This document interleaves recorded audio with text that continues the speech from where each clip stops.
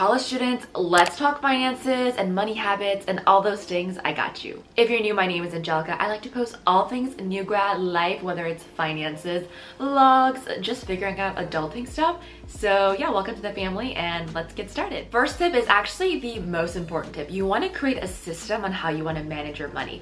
I always like to say, or I think I read it in a book, people are results of their systems, not the individual habits. So it's one thing to have like one or two really good money saving, money making habits, but you want to create a life and ecosystem. Building a habit and a system immediately when you get a paycheck, when you make money, when you get the scholarship money, putting X amount into your savings account, X amount into your checking account, and also figuring out how much money does it take to like sustain a normal week, and you want to put that immediately away. You kind of almost want to set a flow and get addicted to the process of saving money. I know that sounds so lame and corny, except it is not corny and lame. It is very cool. So I would say figure out your system, and maybe that means at the end of the month you sit down and do all your finances at a cafe. Treat yourself to that $5 coffee if that means you get to sit down, budget, organize, reflect, all that stuff. I don't care if you do it by paper, by pen, spreadsheets, online, whatever is going to help you do it consistently and centralize all that information. Personally, for me, I don't trust myself to do that, so I love using SoFi because it does all the hard work for you. So I am so excited to be partnering up with SoFi. They are an all-in-one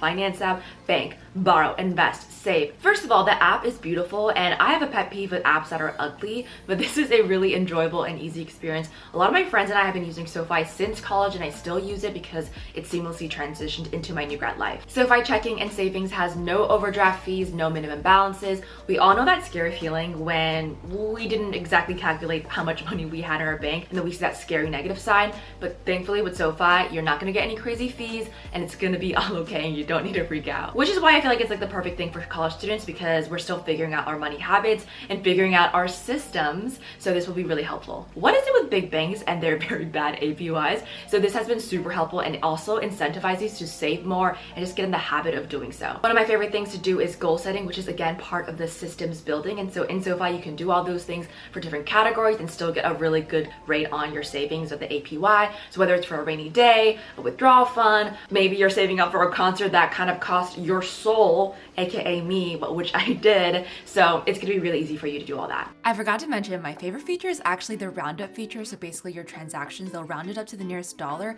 and take that extra spare change and save it wherever you want, however you want it, but it's like you're not even thinking about it, but you're saving. And you're gonna get complimentary access to financial planners, no minimum required. And for college students, I got you. You can earn up to $30 if you sign up with the .edu account. You can also invest in SoFi, which brings me to my next point, the power of investing. I know investing could be a very scary thing, and I actually never really started until the second half of my college years, especially when I got more comfortable with my systems. But I will say that whether it's $5 a week, $10 a week, get in the habit of putting money away and investing in different things. When it comes to investing, definitely do like a basic investing one-on-one research.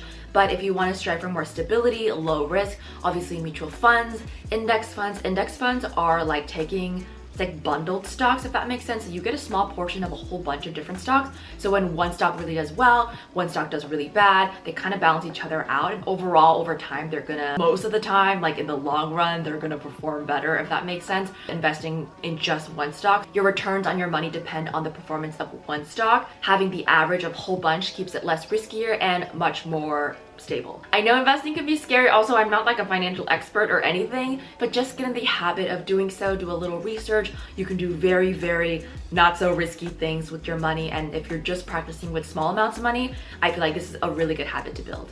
A system to build is pick campus jobs that have perks. I know for a lot of people, college itself is already a full course load because of the school. Maybe you're involved in athletic things or clubs or leadership or even research, where a lot of times these are non-paid things. But when it comes to finding a campus job, I'd be smart about the way you go about it. So for example, find one that either pays very well. So like a lot of work study positions actually pay very well because a portion of that is from the government, I believe. So if you qualify for work study, this is really great. Also on-campus jobs where you can build experience and also like build your resume.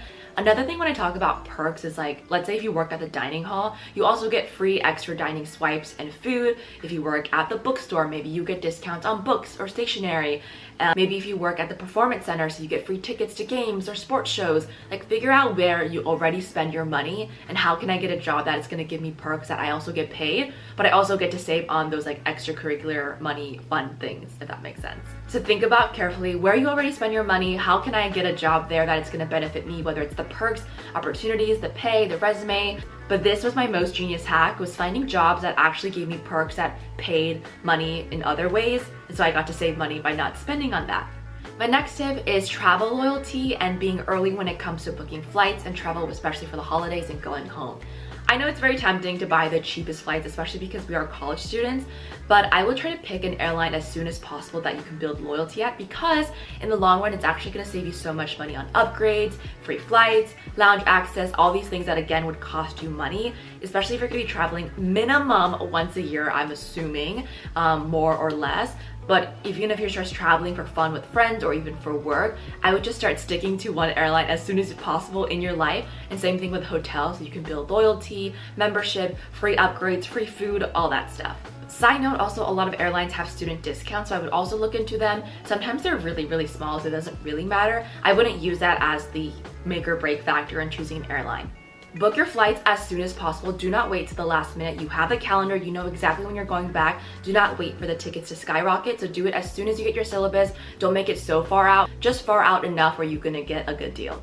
And lastly, start building your credit score. Get a credit card as soon as possible. If you're able to, treat it like a debit card, only spend what you have. But again, you wanna start building that credit score because it's kind of like an adult GPA. You're gonna use it when you're going apartment hunting, maybe after your first year, your first car. You wanna use as little as possible on it to keep the utilization low. You wanna pay off things on time, no late payments. Please treat it like a debit card, be responsible. And also there are tons of perks about credit cards, whether it is airline status or free points, learning how to purchase things if you are going to buy things, going through the credit card portals, their different offers that they have, the 3x, 2x, 4x, all these things. So again, you can kind of like hack the money that you spend in the correct way. But again, be responsible. But if you think you could do it, set up a credit card as soon as possible. Stick to one, grow your credit score, and then you can build to 2 or 3. But I would say this is very important as well. I could definitely do a whole video on credit cards next, so let me know if you want that. Thank you so much for watching. I hope these tips were helpful, and I will see you all in the next one.